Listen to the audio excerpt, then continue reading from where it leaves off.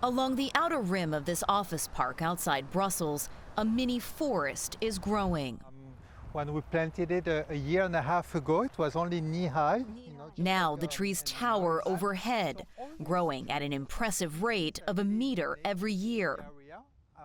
See what it's like from within. Enter inside and the smell of soil and the buzzing bees flood the senses as the highway nearby fades into silence.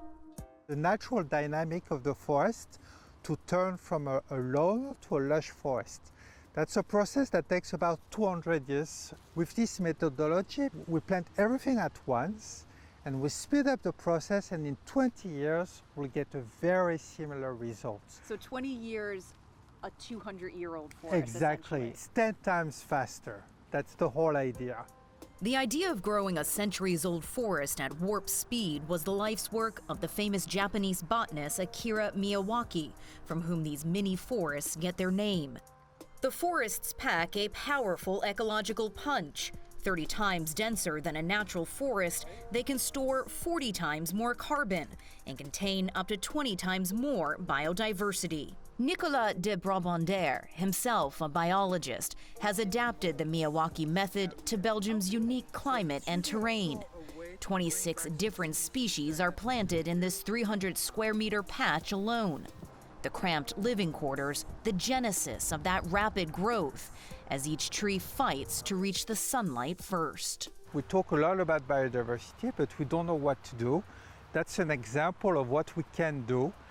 It's really to create an ecosystem, very diverse. Besides offering shelter, these mini forests also provide cool shade and filter harmful pollutants out of the air. Nicolas has so far installed 30 Miyawaki forests in Belgium, at businesses, schools, even private residences like this one.